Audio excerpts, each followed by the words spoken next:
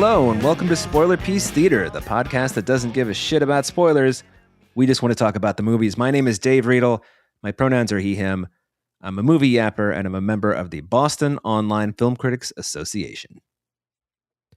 My name is Evan Crean. My pronouns are he, him. I am co-chair of the Boston Online Film Critics Association, co-author of your 80s Movie Guide to Better Living, and co-host of the It's the Pictures podcast. Yep, that is all true. Mm-hmm. We are talking about one movie tonight on the show, which has kind of become our thing. Gives us a little more breathing room for a movie. Yeah. But before we talk about this one, we watched another one over on the Patreon. The poll winner this month is Speed Racer by as I have said, the Wachowskis, and as Evan has said, the Wachowskis. I don't know which one is correct. Evan's probably right. I don't know. Yeah. So if you are a patron, please go check that out. It is to put it mildly, lively conversation. And yes, it is the winner of the poll, and the subject this month was big-ass directors who made big-ass bombs at the box office, and that was the one you chose. So, yeah, there you go. That's over on the Patreon. Yes. This week, we are talking about the horror comedy. I guess you would call this a horror comedy, right? I didn't really laugh very much through this. Really? Oh, okay. Yeah. I laughed several times. More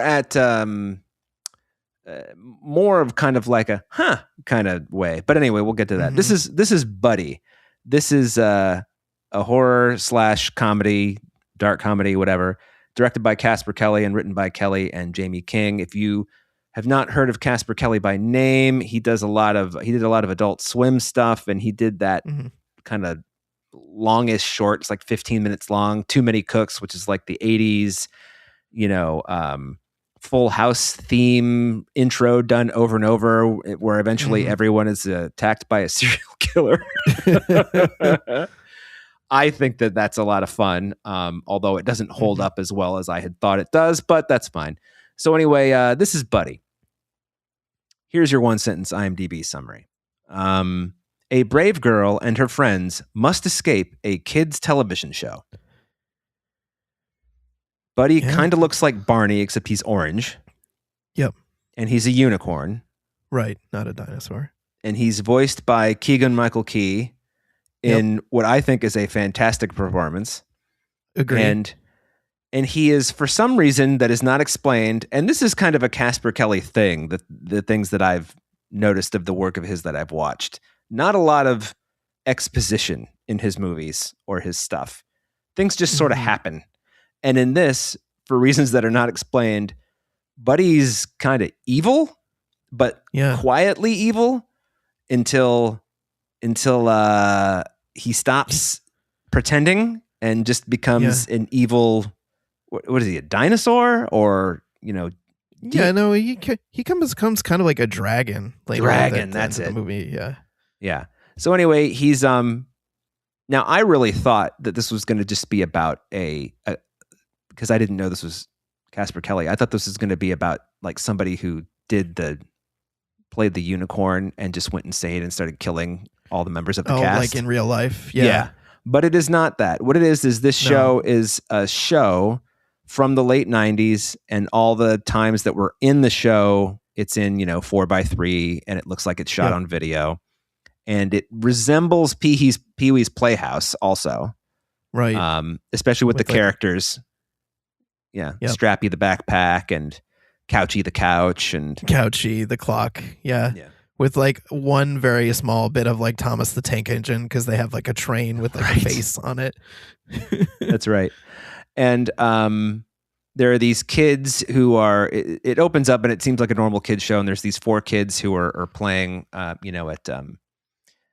the playhouse, at Buddy's Playhouse, and he's like, "Hey, we're gonna go dancing today," and 3 of the kids are like, "Yay!" and then the 4th kid's like, "No, I just want to read my book." And Buddy's like, "Oh, but I've got magic dancing shoes," and he puts them on the kids' feet, because he's got like magical powers, so they're just on the kids' feet. And he's like, "No, Buddy, I just don't want to dance." And, this goes back and forth, and he gets out of the shoes, and Buddy keeps putting them back on. And so ultimately, Buddy just kills him. Just murders him. That mostly happens off screen. But then Freddie, who's one of the girls on the show, Buddy later says, "Oh, like I sent, this kid to Diamond City, which is like off in the distance or whatever. He's gonna go be a dancer in Diamond City." Mhm. And she's like, "Huh? There's the kid's book is in the trash with like blood on it." And so she shows it to one of the other kids, Wade, and they're both like, "Uh-oh, like this doesn't seem good." And they like immediately start noticing like more shit. So they like, I think they go to tell the nurse. Yeah. And then the nurse goes to talk to Buddy, and they see him murder the nurse. Yeah, he strangles so they're her. immediately like, "Oh, one of the kids is like, oh, look, he's hugging the nurse." Yeah. No, he's not. Yeah. He like murders her. And then he murders like other things around that witness him doing the murders. Like he kills the clock or something.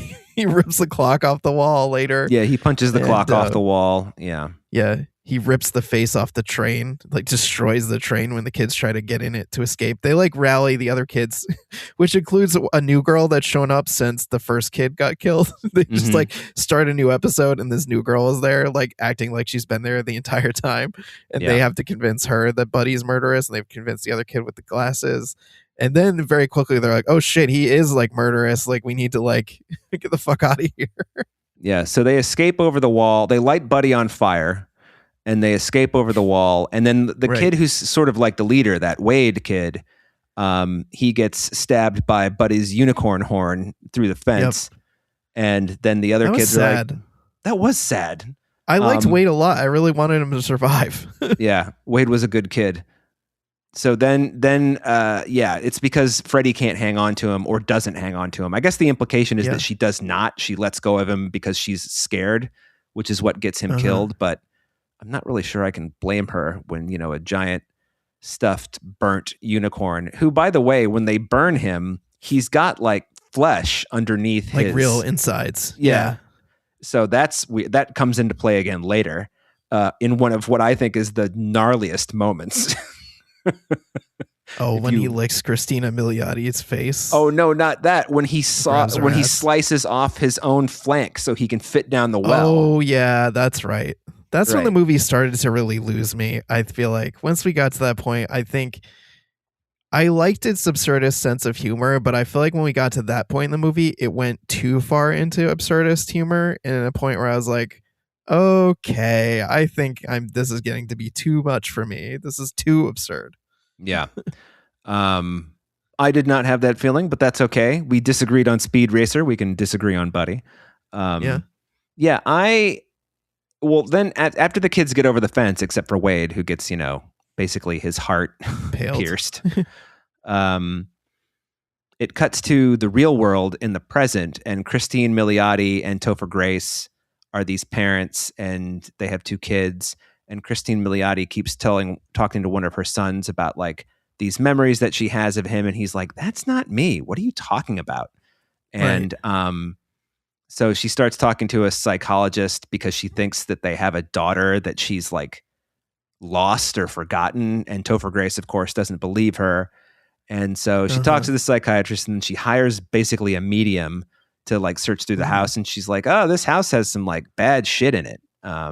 Which turns out to be true because Christine Milioti sees Buddy on the TV, Googles it, can't find any information about it. And then Buddy reaches for her through the TV and pulls her into the TV screen, and that's when she becomes the nurse. Right. But all the while she's getting pulled in through the TV, and Topher Grace is just not listening or paying attention. Like she runs with the TV attached to her into the bedroom while he's there, and he immediately has just like started ignoring her or doesn't even know that she exists. So like when she flies inside the TV, like the bedroom seems to transform, like she now has never existed or something. Yeah. Yeah. So she gets transported there, and she's the nurse. And the way that the show ends is all the credits run on the screen, and it's like Buddy says, like, "When the words appear," and they give Buddy a hug, and then the show starts over. And the kids don't realize that they're trapped there. They just think they're on this show. They have no memories of parents and things like that. And Buddy goes to look for them while they're trying to find the Diamond City, and they are camping at a campsite, and they run into Clint Howard and a puppet that's supposed to be Howdy Doody, I guess. Yeah, I guess so. And it turns out they're gay for each other, I guess, or have become that after they left the show like in the 50s, and they've been wandering around in the desert for years. And so Buddy kills them, of course. And then he hugs one of the kids and the show starts over. And that's when Freddie cuts her arm on the fence because Buddy's being mean to her. And she goes into he's like, go talk to the nurse and then come right back because we're going to play baseball or whatever. And she goes to the nurse, and that's Christine Milioti realizes this is my daughter that I've been missing. And the kid's like, you're my mom. And so then the whole thing, the last, 30 minutes or so is them just trying to escape Buddy. And then Christine Milioti sacrifices herself for reasons that I don't understand. Me neither. To save all the kids, because it seems like she could have escaped with them. And then all the other kids get, killed. I can't remember what happens to the new girl. Yeah, I don't remember either. He chases them down the well, and then they go into this weird back room, which is looks like a theater backstage area with like another character that's there, and they get murdered. And then Freddy escapes through the door into what looks like a school, that she's like running around inside a school. Yeah, but she eventually they've been carrying a mailbox with them because one of the characters on the show is a mailbox that gets upset when the mailman doesn't put the mail into his mouth, and it looks like Buddy ripped off its mouth. I think is what happened. It couldn't talk because it witnessed him killing the first kid. Right, that's it. And so Freddie runs down the hallway, and she has Strappy, the backpack, voiced by Patton Oswalt, who, makes his straps really long, and Buddy trips, and she holds up the sharp end of the mailbox, and Buddy impales himself, and he's like, oh, in a way, I'm proud of you because you were brave. Yeah, it's one of the most demented death scenes in anything. It is it's so appropriate for the movie, but it's so demented that he's bleeding out on top of her. I didn't think you had it in you. Yeah. And then of course he does call her a bitch right before he dies. Yeah, that's the last word, I think. Yeah. And so then she finds a room full of TVs where other kids are trying to reach in to hold Buddy's hand, and she pushes one back, and then she finds a TV with an empty living room. And I thought that was actually her living room. Yeah. But she goes through it, and then she's really sad because the mailbox is just a mailbox and the backpack's just a backpack. And then she's covered in blood. She's covered in blood. And this dad comes in and says in Spanish, he's like, who are you? How did you get here? And that's how the movie ends. And I know it's not that kind of movie. I really was kind of dissatisfied though with that ending. Oh, same. I feel like that's my main problem. So I was totally on board with this movie. I was really into it. I was all about it. When it started to tip into too absurdist, I was even kind of okay, I can forgive that to a point.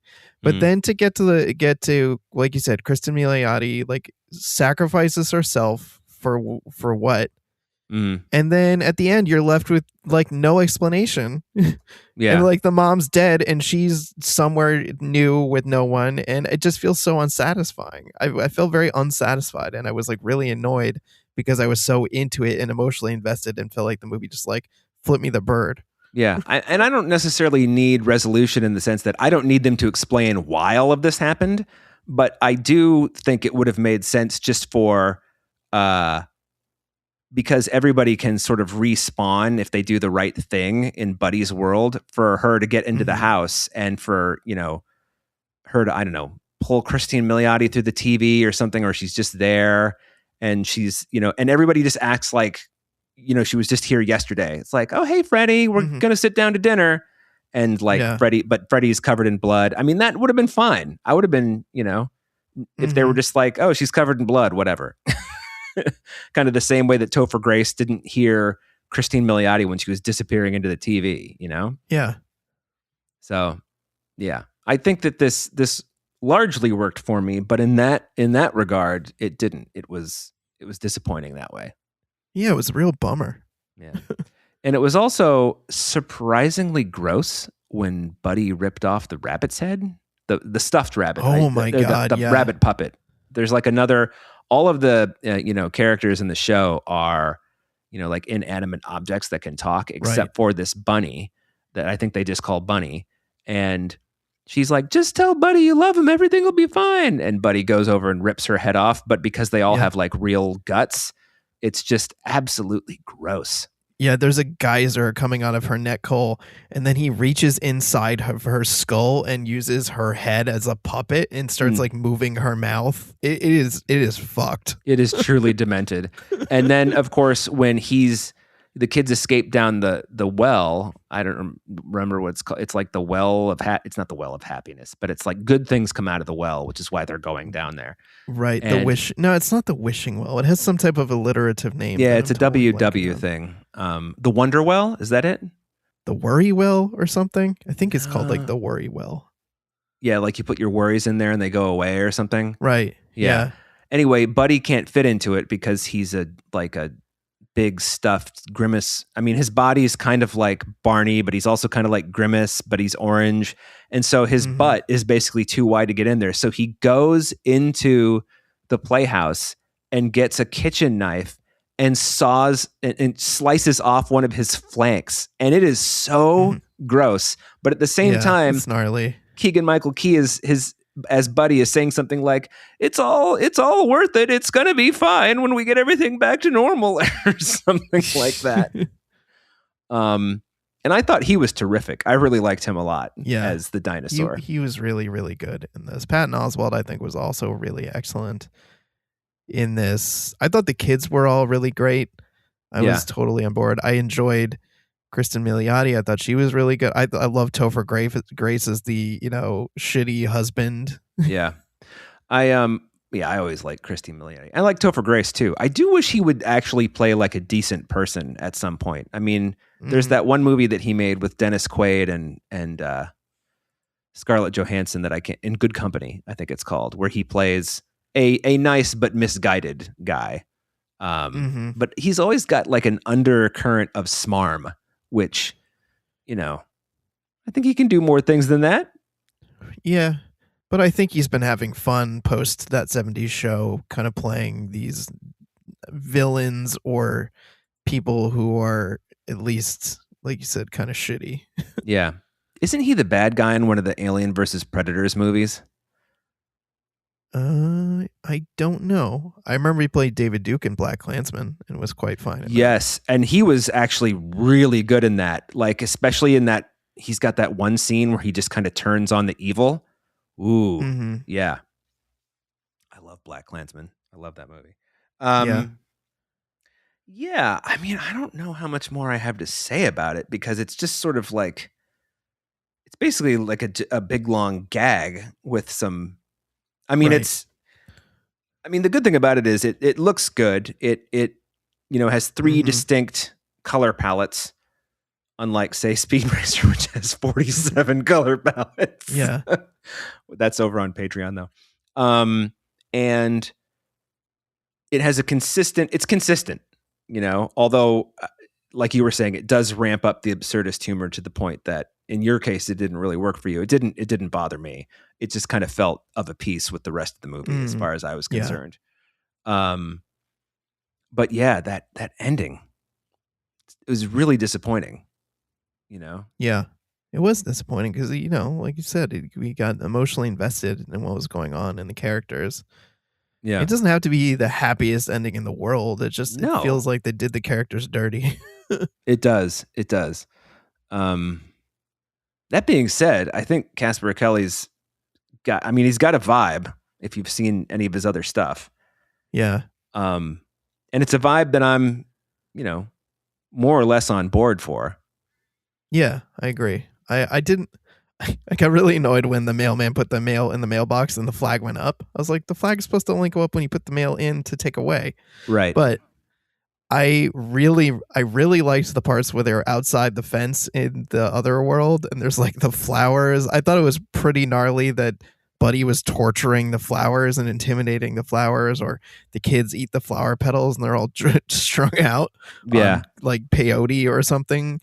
And I loved the fact that Diamond City, when they got to it, was just a model. It wasn't an actual city. It was Right. they kicked it over. I thought that was such a smart choice. Yeah, that was really funny. What was I going to say? You know what I started thinking about, though, after I watched this, because Topher Grace, I don't see very often. So I started thinking about other things he was in, and then I started thinking about That 70s Show, which I've never been a fan of. But then, of course, I started thinking about Danny Masterson. And, when they show that show, is Danny Masterson, I mean, I know you can't take him out of the show and put a different actor in there like they did with Kevin Spacey and Christopher Plummer in that one movie. But I mean, Danny Masterson in prison for 30 years. Can you how could you watch That 70s Show? That's so fucking weird. It is weird. Yeah. I haven't actually been able to really bring myself to watch it since all this happened with him. Well, yeah, and there's also the Ashton Kutcher weirdness, which I don't really know what it is, but it seems that he's got creep vibes, I don't know. Well, yeah, I mean, I haven't heard about him explicitly doing anything wrong other than, backing Danny Masterson in the trying to, I think he wrote a letter requesting leniency. Oh, yeah. In his case. He and Mila Kunis both did. Right. Yeah. Which is gross.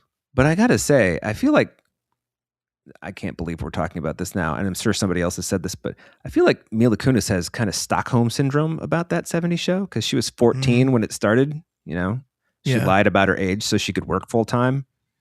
That seems very strange to me. Yeah. Anyway. Well, it's not that dissimilar from this. I mean, you got these kids who are part of a kids show that are characters, but are real kids stuck in the in the show. Well, that's kind of really, that's a mind fuck unto itself. Yes.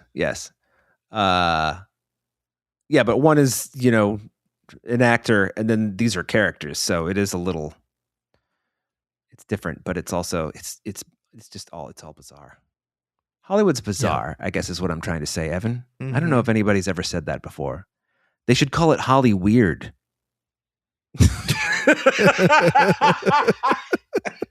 Oh my God. You're clearly the first person to ever think of that.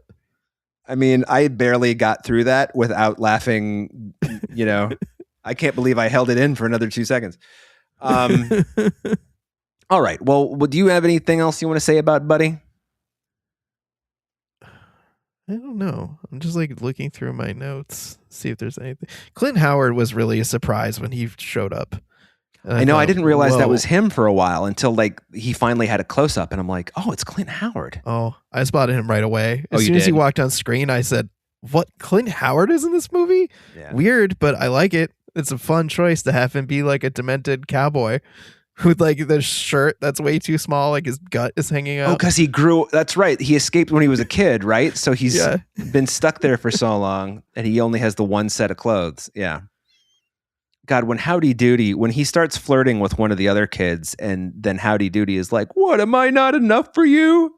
Yeah. I was like, oh my God. The puppet throws himself at Clint Howard, and they're making out for a second. It's yeah. I mean, I think you have to have a specific sense of humor to enjoy this movie, regardless of if it works for you the entire time or not. I just feel like you're not coming in the door if you're going to see something like that and be so off put, because that's not even the weirdest thing that happens in this movie. Right. Well, and one of the other things we forget to mention that the boy who's with them, it kind of fucks them over. He tells Buddy about, what they're planning to do or whatever. I can't remember. And then he kills Wade and they escape over the wall. But then his whole thing is, well, Buddy told me he wouldn't get mad. And so when he's about to, Oliver, is that his name? Yep. Oliver has a choice to run away. And Buddy says to him, "Oh, no, it'll be fine. I'll just, you just come with Buddy and it'll all be over in a moment." And Oliver's like, "Oh, do you promise it won't hurt?" He's like, "I promise." And then he swallows him whole. I think that probably hurt if I had to guess. Yeah. So Oliver's an idiot. He didn't learn anything. First of all, he peed on the flowers, who were angry at him about that, which was funny. And Yeah, by the way, when Buddy tortured, or he didn't really, he psychologically tortured that flower later. I really thought he was going to like rip off all the petals, but then I realized, oh, if Buddy like ate that flower, he'd be high too. So, or stoned, or I guess he was tripping. The kids were tripping, which is also kind of funny that a bunch of 9-year-olds are tripping. Yeah. So anyway, yeah, but I don't really have a lot more to say about it because it is kind of what it is, and I think it works. I think it works objectively, but its brand of what works might not be yours. Right. In that way, I think it is definitely your mileage may vary. Right. And I would say if your mileage varies longer, like mine does, then this is a movie that you should check out. Yeah, I'd agree with that. I'm glad I saw it. I overall very much enjoyed it. So yeah, I would recommend it to people. Yeah, it's like you said though. I mean, I was actually like you. The ending I thought was disappointing, but I was surprised how disappointed I was. You know, Yeah, because I didn't expect it to be a happy ending, but I also didn't expect it to be a total what the fuck ending. You know. Yeah, I didn't expect it to be a total downer. I think going into this movie, didn't think I would necessarily get so emotionally engaged with it. I With didn't the think kids, I would be that kid who played so Freddy much was for the amazing. Kids. Yeah. Yeah. Yeah. I mean, I'm sorry, I totally talked over you. I apologize. No, it's okay. I think it sounded like a really funny idea on paper. And I was going into this going, okay, I'm very curious how this is all going to play out. And then I was surprised by how much I was enjoying and invested in what was going on. I thought I might be a lot more kind of at arm's length with it. Yeah. Well, I think it helps that the kids were all very good, you know? Yes. Especially Freddie, who had to carry a lot of the emotional weight. But the other two kids were good too. And I loved Wade. Like you, I was so upset when he got killed, you know? Yeah. So, and then the other kid who replaces him, Tyler, but he just smothers him, I think. Isn't that what happens? Yes. Like hugs him to death, basically? Yeah. Yeah. I think he used them to reset the episode or something. He did. He did indeed. Well, gang, it is a fucking fucked up kind of movie. But if it's your kind of fucked up, then yeah, I would highly recommend it. If you're kind of demented, then in a way, I don't know why. Do you remember this movie? We watched it 5 years ago. I feel like we watched it right when COVID started, about that couple that's going for a run and they get stuck in the woods running around in circles. And then it turns out there's like a couple of cannibals trying to like hunt them or whatever. But it turns out they are actually the cannibals because they've been stuck there so long. And reminded me of that in a way, kind of like a movie that's eating its own tail, but on purpose. Yeah. I'm trying to remember the name. I think it was called like Brightwood or something similar to that. Yeah. Something kind of innocuous for what it was. Yeah. That was a fun one. That was fun. That's like actually it's funny you mentioned that because that came up in a Facebook memory recently, and that's one of the fun things about doing this show sometimes is, as much as I think you and I like gird ourselves that maybe somebody who worked on the movie listens to this, there was a time where we actually liked the movie and the people who worked on the movie actually listened to the episode, and we're so grateful to us for A, covering it, and B, the fact that we actually enjoyed their little indie movie. It was such a nice feeling. Yeah. I take it that's them. They did. Yeah. I remember them telling us, oh, we listened to the episode. Thank you so much for covering the movie. And we're so glad you enjoyed it. Yeah. I remember when we used to tweet more often and we would be like, yeah, we watched this week. And every once in a while, somebody would be like, oh, can't wait to listen. Like the filmmakers. And we had totally shit all over it. It was like, oh. That definitely happened with, what was that Dating in New York movie that was like execrable? Oh my God. That is truly, that movie's inexcusable. That was one of those movies where the ending made me want to like kill people. Do you remember it? It's like the whole movie is a big will they, won't they, or whatever. And it's narrated by Stupid Turtle from Entourage. Right. And you know, they finally get together and he's like, and they got together and they had a great love affair for 3 months. And it's like, what? You made me sit through this dog shit and they're not even going to stay together? Fuck you. getting mad about it all over, and I haven't seen the fucking thing in years. Yeah. All right. On that note, as Evan and I both said, your mileage may vary, but I think we would both lean toward the go ahead and see it. Oh, for sure. Definitely worth checking out if you're into fucking weird shit like this. Yeah. Yeah, exactly. Well, yeah. So, thank you for joining us on this week's episode of Spoiler Piece Theater. What I forgot to do? I forgot to thank our sponsor piece patron, Heather Sachs. Heather, thank you for being our sponsor piece patron. Yeah, thanks, Heather. We really appreciate your support. Yeah, I should have done that at the top. I apologize. But I would also like to thank our editor, Otto Clammer, who does all of the slicing and dicing and audio sweetening every week. Thanks, Otto. Mm-hmm. Yeah, thank you, Otto. You can find Spoiler Piece Theater anywhere you get podcasts. Our website is spoilerpiece.com. Our social media is Spoiler Piece Theater on Facebook. We're at Spoiler Piece on Twitter, Instagram, Letterboxd, Blue Sky, and Threads. You can email us, spoilerpiece@gmail.com, if you would like to let us know your thoughts about Buddy, or if you're a patron, Speed Racer, or if you just want to talk to us about that movie with the cannibals who were attacking that couple while they're running that I can't remember the name of. That would be cool, too. And if you like the show, please consider rating us and reviewing us. You can go to ratethispodcast.com/spoilerpiece, or you can do it directly on Spotify and Apple Podcasts. And if you really, really like the show, you could join our Patreon, like I mentioned several times throughout the episode. It's $5 a month, and you get an extra episode each week that is just for you. And there's a poll each month, and we choose. We give you 6 movies to choose from. You choose one of them. This month, you chose Speed Racer. So that's over on Patreon right now. Mm-hmm. Evan and I had a very lively conversation about that. Oh, yeah, we did. Yes, we did. So my name is Dave Riedel. I'm a movie yapper. I'm a member of the Boston Online Film Critics Association, and I am all over social media as Dave Sees Movies, except on Blue Sky, where I'm David Riedel, and on Twitter, where I'm XCanSuckADick, DIK. Yeah. My name is Evan Crean. I am co-chair of the Boston Online Film Critics Association, co-author of Your 80s Movie Guide to Better Living, and co-host of the It's the Pictures podcast. You can follow me on social media as Real Recon, and that's real as in film reel. And we will see you next week. Bye.